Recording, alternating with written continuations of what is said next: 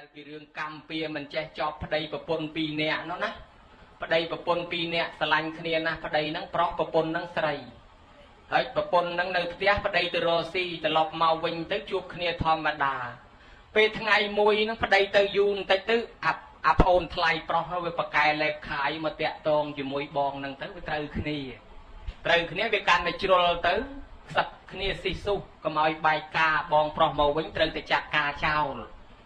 ដល់តបងត្រឡប់មកវិញក៏គេធ្វើល្បិចនាំទៅងូតទឹកស្រះកំពុងឲ្យច្រៀងសាសងគ្នានឹងស្រះនឹងអោនក្បាលទៅបាច់ទឹកដាក់លើខ្លួនស្រះទឹកខ្វែវខ្វាប់ពីលើកកដាច់ធ្លាក់ក្បាលចូលទឹកភ្លៀកអត់ដឹងគេលួចកាប់ងាប់បាត់អាប្តីហ្នឹងវានៅតែស្រឡាញ់ប្រពន្ធអើយស្រឡាញ់ចិត្តស្រឡាញ់ខ្លាំងណាស់ចឹងទៅណាមរួចទេអារម្មណ៍នៅតែវិលចង់អត់ដឹងថាស្លាប់ដោយសារអីផងមកកើជាពោះតកែនៅលើផ្ទះនាងហ្នឹងអាពោះតកែវានៅតែស្រឡាញ់ប្រពន្ធវាហ្នឹងវាទម្លាក់ខ្លួនឲ្យចំឲ្យតែប្រពន្ធអង្គុយទៅណាទម្លាក់ពុកឲ្យចំអាប្រពន្ធនឹងស្រែកឆោឡោឡើងអាប្តីនឹងដឹងថាពោះតកែនឹងបែបមិនស្រួលទេសង្ស័យតែប្តីនាងនឹងចាប់ជាតិហើយអាប្តីក្រោយនឹងកាប់ពោះតកែនឹងងាប់ទៀតអាពោះតកែវាស្លាប់ហើយវាអត់ដឹងតែរឿងអីទៀតវាដឹងតែស្រឡាញ់ជាប់ជាពាក់ជាមួយនាងនឹងទៅណាមិនរួចទេវាកើតជាកូនឆ្កែនៅក្រោមផ្ទះហ្នឹងនាងនឹងដើរទៅណាកូនឆ្កែបោលតាមរហូតដល់តែអ្នកស្រុកគាត់ចិត្តទៅលពឹសមាត់នាងនឹងប្តីនាងនឹងឆ្កែហ្នឹងនាងនឹងបានប្តីឆ្កែទៅណាបដើប្តីតាមនាងនឹងមកអិចអុកប្រាប់ប្តីចុងនឹងប្តីក្រោយនឹងកាប់កូនឆ្កែនឹងងាប់ទៀតទៅអារូបរាងកាយឆ្កែវាស្លាប់ទៅប៉ុន្តែអាជីវ័នដែលចិត្តចុងក្រោយវានៅតែជាប់ជាពាក់នាងនឹងស្លាប់ទៅវានៅតែន្ទូលមករនាងនឹងមិនដឹងទៅណាមកកើតក្នុងពោះគោនៅក្នុងផ្ទះហ្នឹងបានជាកូនគោម្ដងកូនគោចេះដើរចេះបោលនាងនឹងទៅណាគោនឹងទៅតាមទៀតណាតាមរហូតអ្នកស្រុកគេថានាងនេះបានប្តីគោប្តីនាងនឹងគោទៅណាបដើប្តីតាមពីនោះខឹងណាស់មកអុកឡុកទៀតបងឯងមួយគេថាខ្ញុំបានប្តីគោខ្មាស់គេថាប្តីខ្ញុំគោប្តីនឹងកាប់គោនឹងងាប់ទៀតទៅដល់ងាប់ទៅអាគោនឹងវាស្លាប់ហើយអាជីវ័ននៃចិត្តវានៅជាប់ជាពាក់អាប៉ុនហេញបាបវានៅមិនទាន់អស់មិនដឹងទៅណាបើតាក់តែងវិញ្ញាណថ្មីកើតរកកន្លែងកើតមិនបានយប់នឹងចូលភ្លុចក្នុងពោះប្រពន្ធខ្លួនឯងបានជាកប្រពន្ធខ្លួនឯងនឹងគ្រប់ខែឡើងប្រសូតមកដឹងជាតិទាំងអស់ម៉ែនឹងប៉ះលែងបានហ្មងប៉ះស្រែកជីតារើសយកទៅចិញ្ចឹមទៅបញ្ចុកទឹកដោះគោរហូតដល់តែធំចេះដើរចេះរត់និយាយភាសាស្ដាប់ច្បាស់លាស់បានក៏សួរថាចៅឯងមិនក៏ខុសគេកើតមកវាទៅនៅជាមួយម៉ែជាមួយឪហើយឯងមិនក៏ម៉ែប៉ះមិនបានអញ្ចឹងបានតែចៅនឹងវានិយាយរឿងប្រវត្តិដឹងជាតិនឹងឲ្យស្ដាប់ទាំងអស់ថាដោយការអារម្មណ៍ជាប់ជំពាក់នឹងត្រូវគេសម្លាប់អស់កាលយូរណាស់វាវត្តសង្សារនឹងវង្វេងកើតចាស់ឈឺស្លាប់ហើយត្រូវស្លាប់ដោយអារម្មណ៍ជាប់ជំពាក់រងទុក្ខច្រើនជីតានឹងគាត់សង្វេគក្នុងធម៌គាត់ថាមែនណាការកើតចាស់ឈឺស្លាប់របស់មនុស្សត្រូវតែវិលត្រូវតែន្ទូលហើយម្ដងជាមនុស្សម្ដងជាសត្វមិនដឹងថាជាតិបំផុតត្រឹមណាចប់ត្រឹមណាដល់ចឹងទៅតានឹងសង្វេគពេកបបួលតាបបួលចៅទៅបួសអាទាំងពីរនាក់ទៅណែខ្លាចជាអ្នកបួសដែរនឹងលើកឡើងចំណុចទី1ដោយសារថាអ្នកបួសគឺជាអ្នកពិចារណាឃើញធម៌ដោយខ្លួនឯងនឹងមួយចំណុចទី2ដែលនឹងត្រូវលើកឡើងគឺថាអ្នកបួសនឹងចង់សងគុណមេត្តាបិតាអាម៉េចដែលបួសសងគុណមេត្តាបិតាបួសសងគុណមេត្តាបិតាយើងនិយាយអំពីពាក់ព័ន្ធជាមួយនឹងម៉ែនឹងឪបន្តិចទៅចុះគេថាបួសសងគុណម៉ែឪអីឯងកំឡោះហើយគិតមកដាំបាយស្លឲ្យម៉ែឪហូបទៅនិយាយឲ្យម៉ែឪចាស់ដាំបាយឲ្យឯងហើយយកទៅប្រគេនដល់វត្តទៀតថាសងគុណម៉ែបើឯងមកដាំបាយឲ្យម៉ែវិញទៅអាហ្នឹងថាសងគុណហើយគេថាតំណងដែរតាប៉ុន្តែខុងជឺគាត់ថាស៊ូបង្រៀនមនុស្សឲ្យចេះស្ទូចត្រីវាគ្រាន់បើជាងទៅឲ្យត្រីមនុស្សហូបបុរាណខ្មែរយើងថាបង្រៀនកូនចៅឲ្យវាចេះដាំបាយទៅវាគ្រាន់បើជាងយើងដាំបាយឲ្យវាហូបហើយធម៌ថាធម្មទានឈ្នះអស់អមិសទានអញ្ចឹងយើងនៅដាំបាយឲ្យម៉ែហូបចិញ្ចឹមម៉ែចិញ្ចឹមឪអាហ្នឹងវាជាអមិសទានមួយក៏ប៉ុន្តែបើយើងបង្រៀនគាត់ឲ្យបានហូបរាល់ជាតិត្មងអានឹងបានជាការសងគុណទំនុកបំរុងបាយទឹកនំចំណីត្រីសាច់ប៉ុណ្ណឹងគ្រាន់តែតបគុណទេព្រះពុទ្ធទ្រង់សម្ដែងថាមេថា Yo pick away mere tape that our satis a tear somebody yes a matter pay in the VSA but the tapete. Many of the coat and lie. Pico na that meet that way up from Ton men the tea young got a men the tea from Ton men selling young got a men selling Ton men jacket young got a men jacket and Ton men panya young got a men panya. Nay I banke how ta song couldn't a corner tune by the nung to one a topic got hope on up a man I got slap the tune car got wrong took on the rope pride of Lin Chinam got under the young I got check men the tea men sell gotចេះធ្វើបន់ខ្លួនគាត់នឹងរួចចាក់ទុកអស់កាលយូរគាត់នឹងបានបាយនឹងហូបរាល់ជាតិណាអញ្ចឹងបានថាវាពិសេសពលគឺបង្រៀនគាត់ឲ្យចេះធ្វើបន់ហ្នឹងណាអញ្ចឹងបើថាខ្លួនយើងមកបួសម៉ែឪដាំបាយមកវត្តអានឹងជាការសងគុណពិតប្រាកដព្រោះកុំតគាត់កុំតកូនបានបួសហ្នឹងស្មានតែគាត់បានមកវត្តហ្នឹងគាត់មកវត្តគឺគាត់ចេះធ្វើបន់ហ្នឹងហើយនាំឲ្យគាត់បានបន់អ្នកខ្លះមិនដែលទៅវត្តទេប៉ុន្តែដោយសារមានប្អូនមួយបួសអញ្ចឹងទៅលេងលោកប្អូនដល់ទៅដៃទៅទេមិនសមណាតែដៃទៅទេមិនសមទិញស្ករគ្រាប់មួយថងអីភេទជ្ជៈអីខ្លះយកទៅប្រគេននៅឃើញដែរដោយសារមានប្អូនបួសមួយបងក៏ចេះធ្វើបន់ដែរអានឹងហើយជាការសងគុណម៉ែឪឃើញកូនបួសទៅត្រេកអររីករាយជ្រះថ្លាចង់ធ្វើបន់ធ្វើទានទៅគាត់នឹងបានបន់បានអានិសង្ឃហើយម្យ៉ាងទៀតនោះទោះល្មមត្រូវទៅនរកនឹងអាចរួចពីនរកបានដោយញោមធ្លាប់ឮហើយរឿងអសបិនកុមារនោះណាម្ដាយរបស់សុបិននឹងឯងត្រូវផ្លឹកត្រូវយំបបាលចាប់យកទៅនរកហើយចំណែកឪពុកនោះស្លាប់ទៅកើតជាប្រែតដោយសារតែអ្នកនេសាទទាំងពីរក៏ប៉ុន្តែបានកូនមួយមកបួសមានអីម្ដាយនឹងឯងគេយកទៅបោះក្នុងដៅនរកវាឃើញជាពណ៌ឃើញភ្លើងនរកពណ៌ដូចជាពណ៌លោកកូននឹងក៏ស្រែកថាឲ្យលោកកូនជួយញោមផងប៉ុណ្ណឹងផ្កាឈូកវាផុសត្រផ្កាឈូកផុសត្រទៅក៏បានយមមកបានចាប់បោះទៅអា100យោជផ្កាឈូកផុសត្រទៀតចាប់បោះទៅណាក៏នៅតែត្រយកមកឲ្យយមរាជសួរម្ដងទៀតបានប្រាប់ថាខ្ញុំព្រះអង្គមិនបានធ្វើបុណ្យទេប៉ុន្តែមានកូនមួយទៅបួសវាដោយសារឃើញភ្លើងពណ៌ដូចជាពណ៌លោកក៏ប្រាប់ទៅថាលោកកូននោះជួយញោមផងក៏មានផ្កាឈូកត្រអញ្ចឹងទៅណែដល់អញ្ចឹងបានគេឲ្យចេញរួចថាណែឯងបានបួសកូនប៉ុណ្ណឹងណែឯងគ្រាន់បើហើយមានកូនបួសប៉ុណ្ណឹងអាចទោសល្មមរួចបានឲ្យយកមកបាលជូនត្រឡប់មកវិញមកហើយខំធ្វើបុណ្យទានទៅកុំឲ្យថ្ងៃក្រោយមកកន្លែងនឹងជាលើកទី2គាត់ក៏បានចូលក្នុងរូបមកវិញមកដើរប្រាប់បុណ្យបួសគេពេញទៅភូមិប្រាប់បួសកូនរត់ទៅដល់វត្តទៅឲ្យលោកសឹកលោកឯនោះអង្គុយទៅយំមិនក៏ញោមឯងមកឲ្យអាត្មាសឹកថាសឹកមកលោកកូនសឹកមកអាត្មាស្រឡាញ់ភ្នោះអាត្មាមិនសឹកទេញោមបខំខ្លាំងលោកកូនអង្គុយយំថាសឹកធ្វើអីសឹកមកខ្ញុំកណាបានធ្វើបុណ្យ9ម្ដងទៀតឲ្យបានទូលត្រៃខ្លួនឯងញោអញ្ចឹងណាបានសឹកមកបានបួសភិក្ខុម្ដងបួសភិក្ខុទៅខ្មោចឪពុកកើតជាប្រែតដដែលបានបាយហូបផងបានថ្ងៃគេបួសភិក្ខុនឹងរួចចាក់ទុកដែរចេះហើយម៉ែហ្នឹងក៏ចូលសមាទានសិលថ្វាយខ្លួនជាបាសិកាទៅនាំគ្នារួចចាក់ទុកទាំងអស់គ្នាអានេះជាការសងគុណម៉ែឪម្យ៉ាងដែរតាម្នាក់បួសកូនហើយអត់មានជាពលល្អនោះលេងអសបកឈើត្បាញដូចបាវទៅចៅយើងពីដើមអញ្ចឹងណាលោកនិមន្តដើរលន់តែផ្លាច់ហ្នឹងគាត់ចំណាំថាតែផ្លាច់លោកកូនណាញ់មុនមកដល់ពេលគាត់ធ្លាត់កំណើតទៅនរកទៅស្រាប់តែភ្លើងនរកវាឆេះលន់ផ្លាច់នឹកឃើញជាពលលោកអីដូចលោកកូនអញមុនមកអញបានលោកកូនមួយបួសដែរគ្រាន់តែប៉ុណ្ណឹងចេញរួចពីនរកមកទៀតណែវាមានរឿងរ៉ាវអញ្ចឹងបានថាការបួសសងគុណម៉ែគុណឪហ្នឹងក៏មានអាចចិញ្ចឹមទំនុកបំរុងម៉ែឪក៏បានដែរញោមញាតិធ្លាប់ដឹងពីសម័យពុទ្ធកាលសេដ្ឋីម្នាក់មានកូនប្រុសតែមួយសេដ្ឋីនឹងមានទ្រព្យសម្បត្តិច្រើនឲ្យកូននឹងទៅបួសដល់តែកូននឹងទៅបួសហើយទៅចម្រើនធម៌នៅក្នុងព្រៃទៅយូ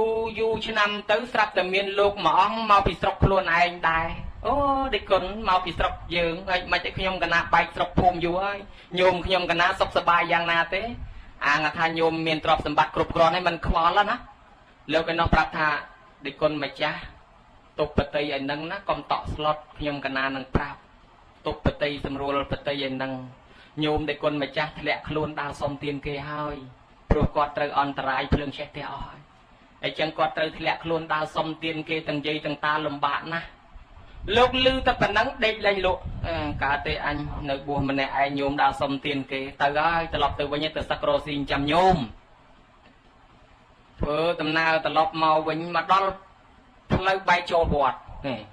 កាលបួសមានឧបជាមានគ្រូឲ្យដល់ឥឡូវបើយើងសឹកអត់ទៅថ្វាយអង្គមព្រះដូចអត់កើតណោះ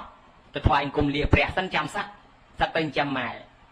ដល់ទៅពេលទៅដល់ថ្វាយអង្គមព្រះព្រះអង្គកំពុងតែសម្ដែងធម៌ព្រះអង្គប្រពពីរឿងសវណ្ណសាម ដែលរែកមេដាបីដាងងឹតភ្នែកហើយចំនៅក្នុងព្រៃរស៊ីចំម៉ែចំឪសពយ៉ាងហើយព្រះអង្គក៏ប្រពថាអ្នកណាដែលទំនុកបំរុងមេដាបីដានឹងបានបុណ្យបានអានិសង្សណាស់យោមេតរាំងបេតរាំងវាមិនបច្ចោថាមានណបោសតិទីវាតិណੰតិកេឆន្តិមេតាបេតិបរាំងនរាំងតណ្ណាចិញ្ចឹមមេដាបីដាប្រកបដោយធម៌កតញ្ញូប្រប៉ុណ្ណេះទៅរស់ស៊ីទីចិត្តទីឆ្ងាយទេវតាថែអាសាបានសុខសប្បាយបានចំនួនជួនចំណេញចូលឥតមានចិញ្ចជារៀងរាល់ថ្ងៃគេស្រឡាញ់អាណិតចូលចិត្តគេលើកយោះលើកតម្កើងតម្លើងយោះស័ក្តិ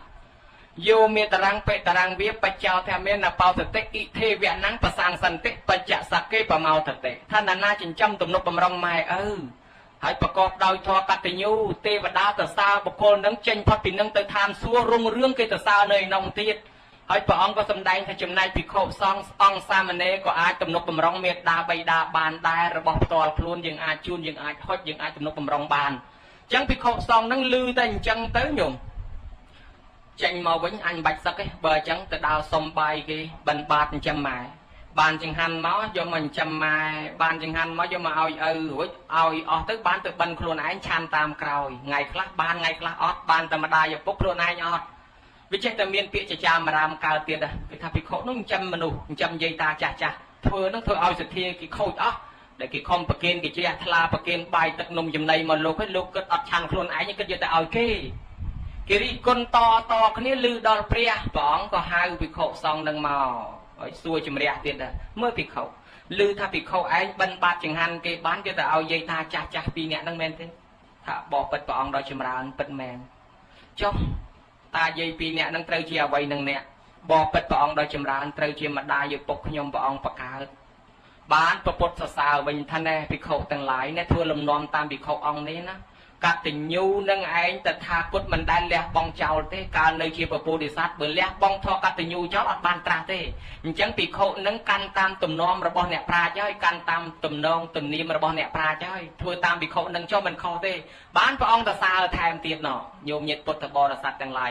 នេះបួសទី2ប្រយោជន៍អាចជួយទំនុកបំរុងចិញ្ចឹមមេត្តាបៃតាបានសូម្បីតែក្នុងអតីតជាតិរបស់ព្រះសិអាមេត្រីនឹងរឿងរ៉ាវរបស់ស្រីមតៈដែលបានទៅបួសនោះក៏អញ្ចឹងដែរបួសហើយទៅដើរបិណ្ឌបាតចិញ្ចឹមមេត្តាបៃតាដែរក៏វាអត់ខុសដែរប៉ុន្តែអ្នកស្រុកយើងមិនដឹងតែឃើញជូនអីហុចម៉ែហុចឪច្រើនមិនស្រួលចេះតែរិះគន់ប៉ុន្តែរបស់វាមានពីរបែបមួយរបស់វត្តមួយរបស់ផ្ទាល់ខ្លួនណាអារបស់វត្តយកទៅណាមបាននេះអានឹងរបស់សង្ឃហើយបើរបស់ផ្ទាល់ខ្លួនអានឹងបានចាញោមញាតិពុទ្ធបរិស័ទនេះទី2ចំណែកចំណុចមួយទៀតដែលអាត្មាចង់លើកឡើងគឺការបួសនឹងដោយការគម្រប់កិច្ចប៉ុន្តែអាចคล้ายទៅជាអ្នកបួសបានដោយសារជ្រះថ្លាតាមក្រោយមានកិច្ចចង់បួសអីតាមពិតមិនជាចង់បួសអីប្រមាណទេក៏ប៉ុន្តែវាដោយកិច្ចប៉ុន្តែទីបំផុតអាកិច្ចបួសហ្នឹងវាជាបច្ច័យមួយឲ្យមានឧបនិស្ស័យយ៉ាងណាដំបូងយើងអត់ចង់បួសទេក៏ប៉ុន្តែយើងមានកិច្ចត្រូវបួសដល់បួសហើយធ្វើឲ្យយើងកាន់តែយល់សាសនាជាប់និស្ស័យជាមួយព្រះតែហ្មងហ្នឹងគេហៅបួសគម្រប់កិច្ចញោមចាំមើលដូចជានន់ជាប្អូនប្រពុតអញ្ចឹងកំពុងតែរៀបការជាមួយជាអ្នកបតៈកល្យាណីមានអីព្រះអង្គទៅកន្លែងការហ្នឹងឯងកូនកំឡោះគេប្រគេនបាតណាព្រះអង្គមិនព្រមទទួលកូនកំឡោះហ្នឹងចេះតែកាន់បាតប្រពុតដើរតាមប្រពុតដល់វត្តឯងកំពុងការផងមកដល់វត្តព្រះអង្គសួរតែមួយម៉ាត់ថានន់បួសឯនោះមិនហ៊ានប្រកែកជាមួយព្រះកណាបួសមែនប្រពន្ធនៅចាំឯនោះផ្ដាំមកមិញថាតោវដាំងខោអាយបតៈបបិទ្ធព្រះអាយបុត្រឆាប់ត្រឡប់មកវិញណាបងណាអីនេះត្រឡប់អីមកដល់វត្តបួសបាត់ហើយបួសឲ្យរៀនធម៌មានអីចេះរៀនអត់ចេះបើកសភៅធម៌មិនរៀនទិញធម៌មិនក៏រៀនចេះដែរបើនាងជាអ្នកបតៈកល្យាណីស្អាតយ៉ាងហ្នឹងនៅទាំងមុខរៀនមិនចេះសោះប្រពុតនាំនន់កែអបសក់ពីព្រោះនៅក្នុង3ដកយើងណាញោមនៅក្នុងកពីបត្រៃ3ដកភាគ6ទូនាទីឧបជាបើកូនសិស្សចង់សឹកឧបជាត្រូវនាំកូនសិស្សដើរកំសាន្តខ្លះដើម្បីឲ្យបាត់អបសក់ឧបជាចង់សឹកឧបជាអបសក់វិញកូនសិស្សអាចមានទឹកនាំឧបជាទៅកំសាន្តខ្លះដើម្បីឲ្យបាត់អបសក់ដែរ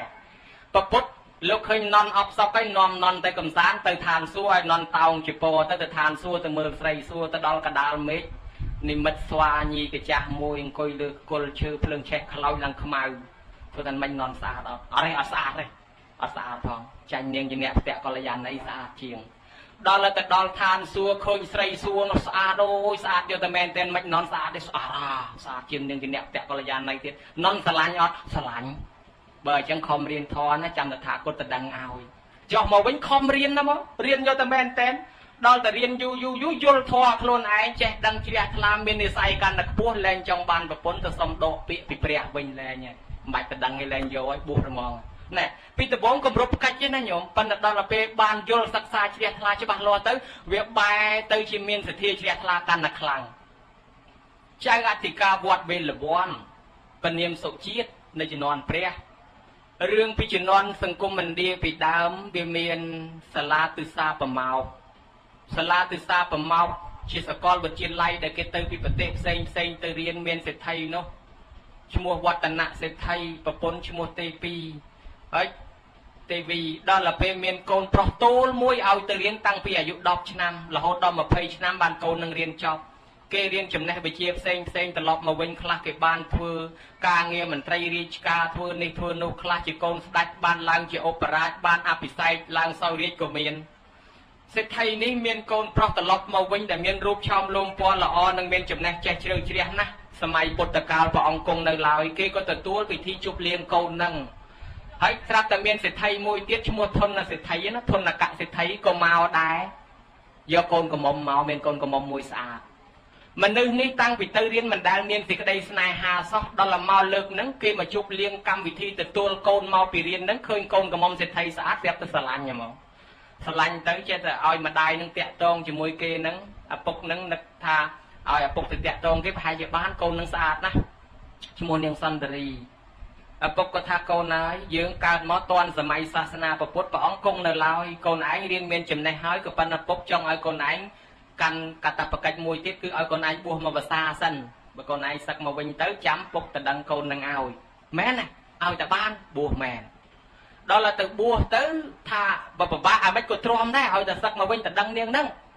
មានអីញោមហើយនៅបានមកភាសារៀនធម៌ទៅវាជក់យល់ដឹងធម៌ទៅវាឆ្លោះបញ្ចាំងពីចំណេះរបស់ខ្លួនដែលចេះមកកាន់តែច្បាស់ណែធម៌ហ្នឹងរៀនច្បាស់ទៅវិភាគទៅលើចំណេះខ្លួនធ្លាប់រៀនមកវាកាន់តែច្បាស់អញ្ចឹងត្រូវសឹកខែភាសាហ្នឹងពជាពេលពុកចាំខែ5រៀនតបន្តិចទៀតសិនណាវាចង់បន្តខ្លួនឯងអាត្មាមានមិត្តភក្តិមកកណោដែលថាគ្រាន់តែបួសមុខភ្លើងមួយអាទិត្យពីរអាទិត្យនៅបាន4 10ឆ្នាំមកបួសទៅជាជក់ស្រឡាញ់ទៅនៅបាន4 10ឆ្នាំខ្លះនៅទល់តែឥឡូវអញ្ចឹងទៅដោយសារបួសមុខភ្លើងទៅបន្តិចទេដំបងថាបួសទៅ2 3ថ្ងៃទេដល់លកូនហ្នឹងបួសចាំឡើង5ចាំសឹកស្រាប់តែឪនោះអ្នកបង្រើគេមកខ្សាប់ថានាងហ្នឹងទៅស្រឡាញ់កូនសេដ្ឋីមួយទៀតលួចមានផ្ទៃពោះទៅហើយឯនេះក្តៅឆេវហ្មងគេទៅមានសង្សារគេថ្មីលួចមានផ្ទៃពោះទៅហើយខឹងហ្មងដល់ខឹងចោះចេញពីវត្តនឹកប្រាថ្នាថាអញបួសលែងសឹករៀនធម៌អាពិចារណាក៏คล้ายទៅជាភិក្ខុមួយអង្គដែលមានបញ្ញាឆ្លាតដើរចេញពីវត្តទៅជួបរឿងរ៉ាវប្រមាណក៏ដោះស្រាយចេញរួចទីបំផុតលោកនឹងជាអ្នកគ្រប់គ្រងវត្តវេលវ័នជំនាន់ព្រះនោះបានហៅថាជាអធិការវត្តវេលវ័នញោមមើលកណ្ដេះបួសក្រនៅគម្រប់កិច្ចក៏ប៉ុន្តែទីបំផុតคล้ายទៅជាអ្នកគោរពបប្រតិបត្តិនិងជួយផ្សាយសាសនាដ៏ល្អបំផុតណែញោមញាតិពុទ្ធបរិស័ទនេះទី2ចំណែកខាងទី3គឺបួសដើម្បីរៀនសូត្របួសដើម្បីរៀនសូត្រមានប្រយោជន៍ជួយខ្លួនផងជួយសង្គមជាតិផងជួយសាសនាផងជួយមនុស្សទូទៅផងពីព្រោះថា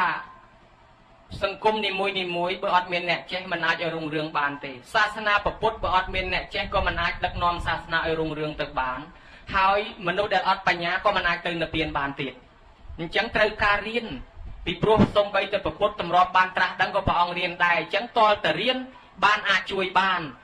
ជាអ្នកបួសឲ្យមានធុរៈ2គឺគាត់នៅធុរៈនិងវិបស្សនាធុរៈគាត់នៅធុរៈរៀនវិជ្ជាផ្លូវលោកវិបស្សនាធុរៈគឺរៀនវិបស្សនាចម្រើនឈានសមាបត្តិចឹងទៅស្រាញ់តែលោកមាននិស័យខាងណារៀនខាងនោះទៅគឺជួយជាតិជួយសាសនាបើមិនជាមកបួសក្នុងពុទ្ធសាសនាហើយសឹកត្រឡប់ទៅវិញគ្មានចេះគ្មានប្រយោជន៍អីក៏មិនដឹងថាសាសនាជួយមនុស្សរបៀបម៉េចចឹងតើត្រឡប់ទៅវិញខ្លាយទៅជាមនុស្សល្អជួយជាតិបានចឹងបាននិយាយពីពុទ្ធខោសាចារពុទ្ធខោសាចារជាជនជាតិគេកាន់សាសនាគេទេគាត់ជាកាន់សាសនាហិណ្ឌូសាសនាព្រាហ្មណ៍ទេប៉ុន្តែអ្វីដែលយើងបានទទួលសពថ្ងៃរុងរឿងរហូតសពថ្ងៃនេះដោយសាសនាដៃពុទ្ធខោសាចារគម្ពីរធម្មបទដែលយើងរៀនហ្នឹងពុទ្ធខោសាចារគម្ពីរកង្ខាវិតរណីហ្នឹងពុទ្ធខោសាចារគម្ពីរអដ្ឋកថាសមន្តបសាតិកាអដ្ឋកថាវិន័យហ្នឹងគឺពុទ្ធខោសាចារអញ្ចឹងស្នាដៃពុទ្ធខោសាចារបានចងក្រងគម្ពីរដីកាឲ្យយើងរៀនរាល់ថ្ងៃចេះដឹងធម៌ហ្នឹងតាមពិតគេសាសនាហិណ្ឌូទេណាហើយគេជនជាតិផ្សេងទេប៉ុន្តែមកពីគេស្វែងរៀនគេចង់ចេះព្រះរេវតៈថែលោក ឃើញពុទ្ធគោសាចានឹងកើតឡើងមានវិទ្យាខ្លាំងណាស់ដោសួរដោដេញដោលគេឯណាក៏ខ្លាំងដែរបកែថាមានតែអញណាមកស្រុកមកភូមិគ្មានអ្នកណាខ្លាំងឯងមានបញ្ញាឆ្លាតណាស់ខ្លាំងណាស់ដល់ទៅមកគេសូត្រគេថាសូត្រមុនអាគុំគេក្បែរព្រះរេវតៈហ្នឹងរេវតៈថាសំឡេងស្អីហ្នឹងវាដូចពពែយំហ្នឹងសំឡេងស្អីដូចពពែស្រែកខោស័កហ្នឹងគេថាហីលោកម្ចាស់ហ៊ានថាសំឡេងហ្នឹងដូចពពែចុះយកលោកម្ចាស់យល់អត្ថន័យហ្នឹងអត់មើលលោកម្ចាស់បកស្រាយលោកបកស្រាយប្រាវរេវតៈថែដល់ចឹងរេវតៈលោកសួរវិញលោកយកចិត្តបរមត្តទៅសួរក្នុងកពីអភិធម្ម3ដកពុទ្ធគោសាចាមិនដែលរៀនក្នុង3ដកឆ្លើយអត់រួចនឹកថាអញមិនដែលចាញ់គេសោះរឿងដោះស្រាយប្រស្នាមិនក៏លោកម្ចាស់នេះសួរអញតល់ហ្មងអញ្ចឹងចង់រៀនដែរលោកម្ចាស់ខ្ញុំសុំរៀនពីលោកម្ចាស់លោកថាអាត្មាមិនអាចបង្រៀនបានទេតលណាឯងបួសបានអាត្មាបង្រៀនអញ្ចឹងចិត្តគេនឹងអត់ចង់បួសទេក៏ប៉ុន្តែដើម្បីចំណេះវិជ្ជាគេត្រូវតែបួសដល់តែបួសទៅបានរៀន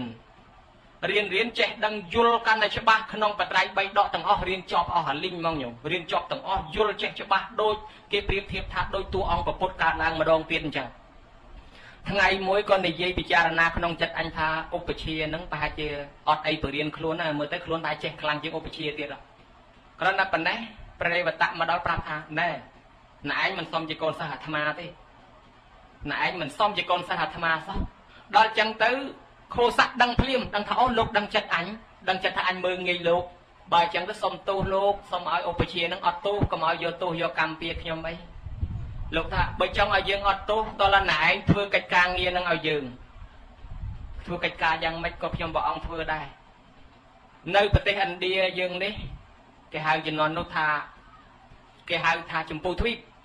នៅលើចម្ពោះទ្វីបយើងនេះបត្រៃ3ដកមានប្រមាណត្រូវកដៀកោកដោកាត់ទឹកលិចភ្លើងឆេះខ្លះយ៉ាងអត់គ្រប់ទេ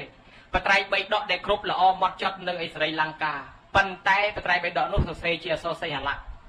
យើងឲ្យណែឯងទៅប្រទេសស្រីលង្កាបកប្រែបត្រៃ3ដកដែលត្រឹមត្រូវពីភាសាសិល្បៈដាក់មកភាសាមគ្គធៈគឺបាលីវិញ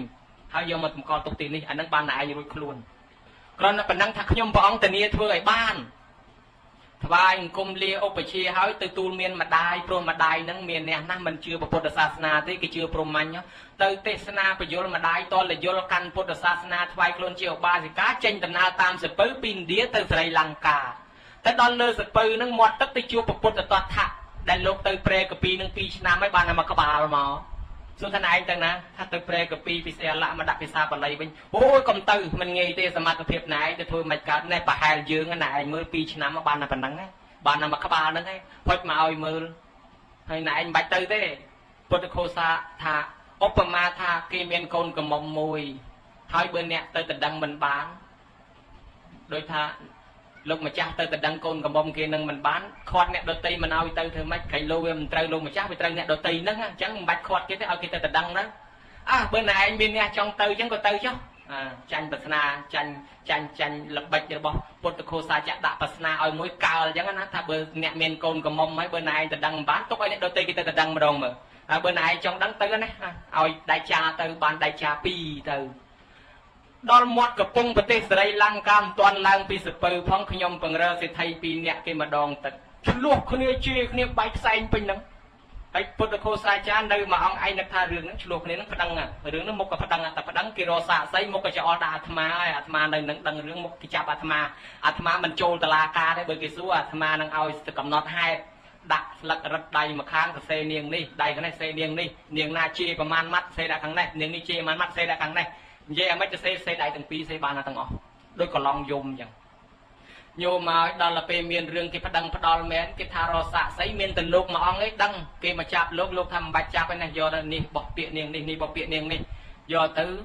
បានគេយកសេចក្តីនឹងទៅឃើញតែហេតុអស្ចារ្យណាស់ប្រសងនាយកគេណោះទៅសុំព្រែកពីគេមើលងាយគេថាស្អីឯងអ្នកប្រាជ្ញស្អីមកចង់ព្រែកពីសមត្ថភាពនឹងស្អីផងហ្នឹងបើណែឯងចេះដឹងមែនមើលណែឯងតែងសភៅឲ្យយើងមើលមកយប់នឹងតែងឲ្យបានកុំឲ្យច្រឡងតាមបត្រៃ3ដកពុទ្ធឃោសាចារ្យទៅសេកពីវិសុទ្ធមគ្គដែលយើងរៀនរាល់ថ្ងៃអាត្មាបានប្រែដែរកពីវិសុទ្ធមគ្គទៅសេតែមកសបកចប់ញោមអត់ដាក់នៅកលៀតខ្លួនហ្នឹងសឹងប្រអិនមកលួចយកបាត់ភ្ញាក់ឡើងបាត់កពីហ្នឹងទៅសេមកសាទៀតហើយសឹងលក់ទៀតបាត់សរសេរកពីវិសុទ្ធមគ្គហ្នឹងអីទៀតនិយាយពីសមាធិសិលសមាធិបញ្ញាកពីហ្នឹងផ្សេងពីបត្រៃ3ដកនិយាយពីសិលសមាធិបញ្ញាសរសេរលើកទី3ចងទុកស្បងហ្មង សឹងលក់ទៅប្រអិនមកយកអត់បានប្រអិនបកុលអាពីរលើកមុនឲ្យទៅមានន័យថាសមត្ថភាពនឹងមិនមែនមកយកធ្វើបានមួយក្បាលទេធ្វើបាន3ក្បាលទេដូចគ្នាទៀតបានយកកាពីនឹងទៅបកុលឲ្យប្រសំកនយុគេនឹងទៅបានគេថាអូពិតជាអ្នកប្រាជ្ញមែនគេឲ្យចម្លងកាពីបត្រៃ3ដកនឹងហើយចម្លងហើយប្រមូលយកអាចាស់ដុតចោលពេលថ្ងៃទៅបិណ្ឌបាតរើសបានស្លឹកថ្នោតយកមកសរសេរដាក់ស្លឹកថ្នោតស្លឹកអីអ្នកឡើងថ្នោតជ្រះថ្លាយកទឹកថ្នោតមកប្រគេនលោកអាណិតពុទ្ធឃោសាចារនឹងចេះតែយកមកប្រគេនពុទ្ធឃោសាចារហ្នឹងអញ្ចឹងបានជាកម្ពីហូរចូលមកស្រុកខ្មែរយើងសពថ្ងៃស្នាដៃពុទ្ធឃោសាចារគឺអ្នកបួសជួយសាសនាញោមឃើញណាសាសនាគេសោះក៏ប៉ុន្តែដល់បួសជ្រះថ្លាមែនតែនទៅជាអ្នកជួយសាសនា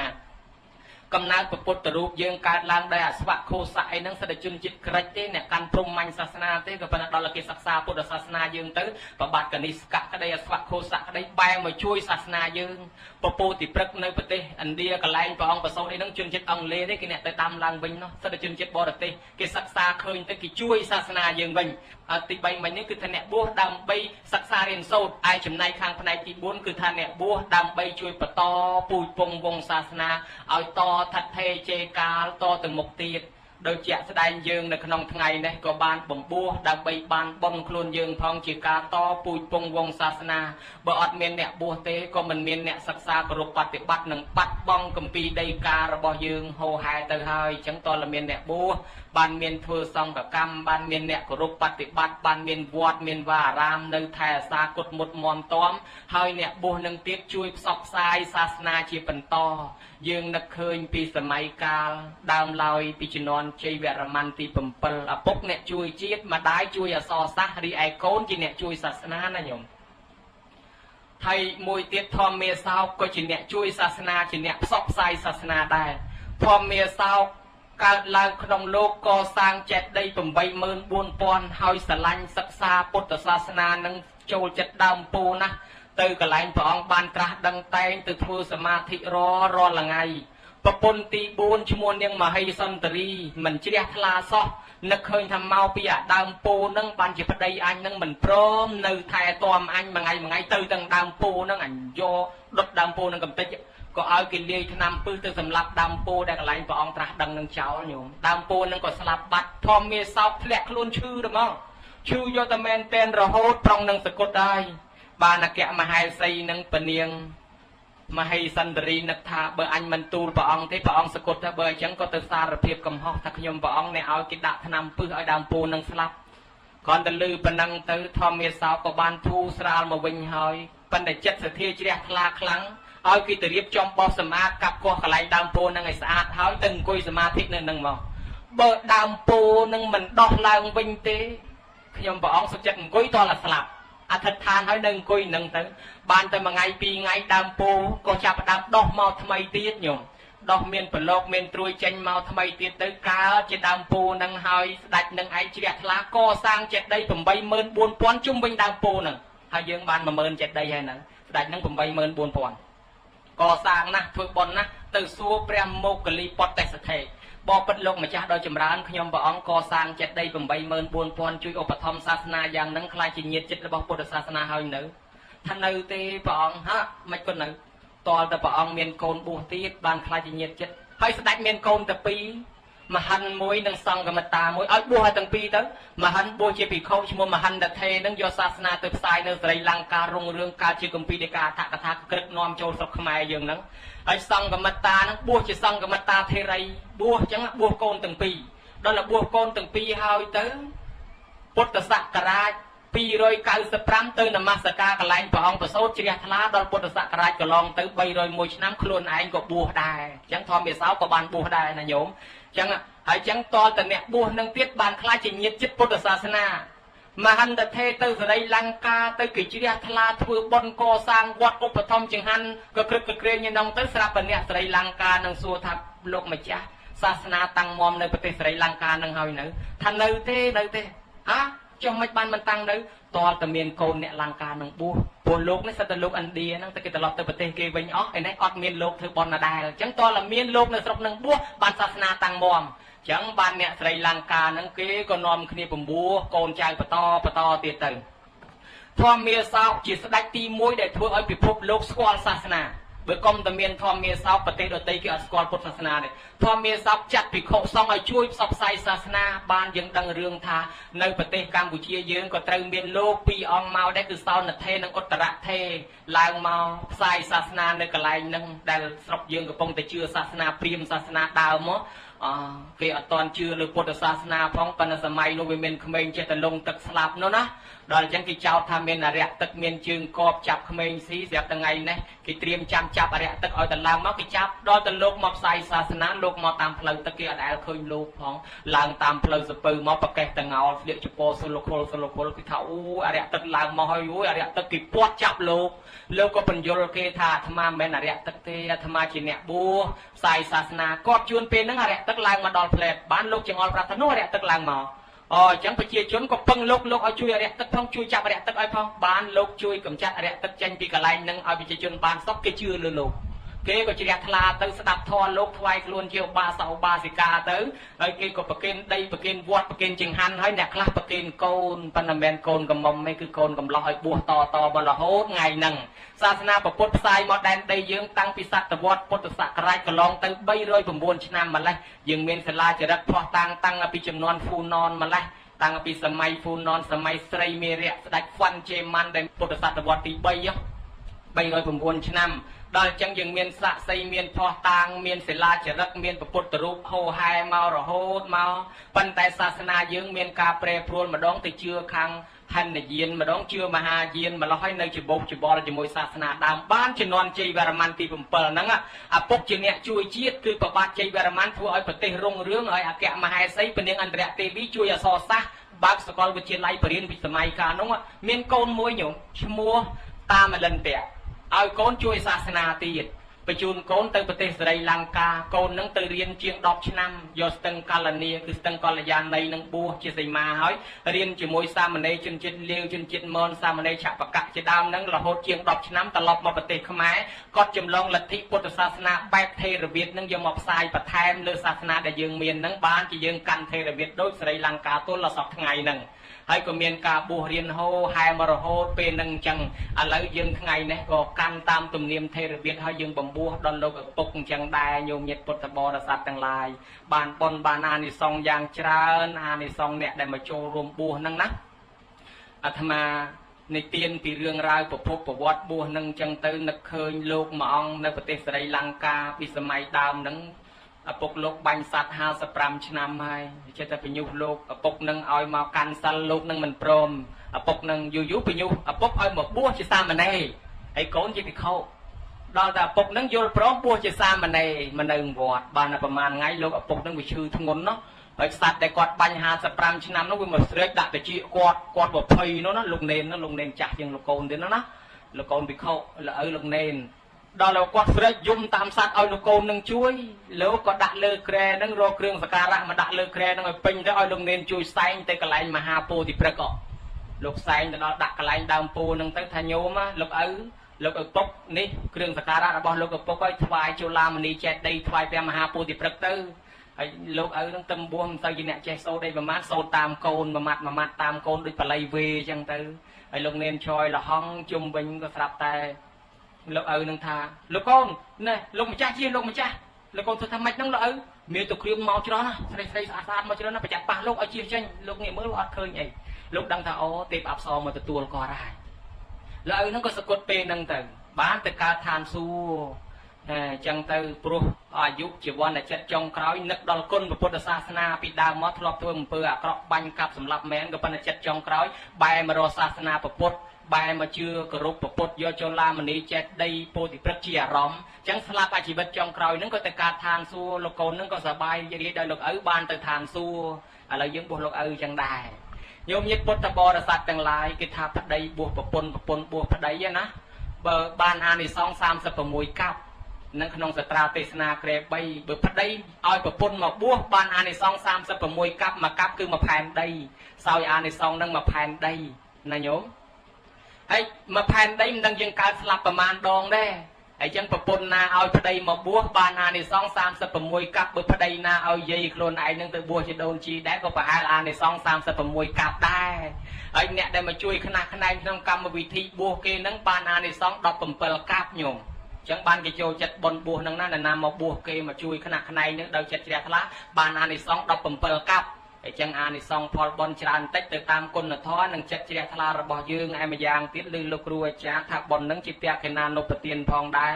អាត្មាហ្នឹងរឿងបួសហ្នឹងអានិសង្សរឿងសំដែងនេះវាចិត្តទៅមុខវាមានច្រើនទៅទៀតរឿងចុងដំណើរក៏ប៉ុន្តែអស់ម៉ោងអស់ពេលវេលាវែងពេកហើយនិយាយតាចុកចកេះចុកជង្គង់ណាសូវអ្នកបានមកផងមកម្ដងជំនួសឲ្យពេលបានមកអញ្ចឹងបនក្នុងទីនេះជាពក្ខណានុបទានឧទ្ទិសផលជូនដល់បុព្វការីជនមានមេត្តាបិតាជាដើមម្ចាស់ចកយានជាដើមប៉ុណ្ណាព្រះអតីតបច្ចៅអធិការវត្តគ្រប់ព្រះអង្គអតីតអាចារ្យគណៈកម្មការវត្តគ្រប់គ្នាសូមឲ្យបានអត្ថមនុញ្ញផលក្នុងទីនេះមេត្តាបិតាជាដូនជាតាម៉ាកងរបស់ភ្ញៀវកិត្តិយសក្តីរបស់ប្រគុណម្ចាស់ក្តីរបស់ម្ចាស់បនក្តីសូមឲ្យបានអត្ថមនុញ្ញផលជាទីគាប់ចិត្តសោយសម្បត្តិទៅតាមប្រាថ្នាហើយសូមឲ្យអ្នកដែលរស់រៀនមានជីវិតនៅនេះជួបតែនឹងព្រះប្រទះតែនឹងធម៌ជួបតែអ្នកល្អជួបតែសពបរោះធ្វើដំណើរដើរតាមស្នាមព្រះយុគលបាតលែងវិញវ័នផនច្រឡំកំណើតទៅនរកប្រែតដេរឆានអសុរកាយអបាយ4នាំខ្លួនរងទុកក្នុងនរកប្រែតដេរឆានទៀតហើយឲ្យជួបតែនឹងព្រះប្រទះតែនឹងធម៌មានសតិមានបញ្ញាភ្លឺថ្លារួចចាក់ទុកដូចសេចក្តីប្រាថ្នាការសម្ដែងសន្មតចប់អេវ៉ាំង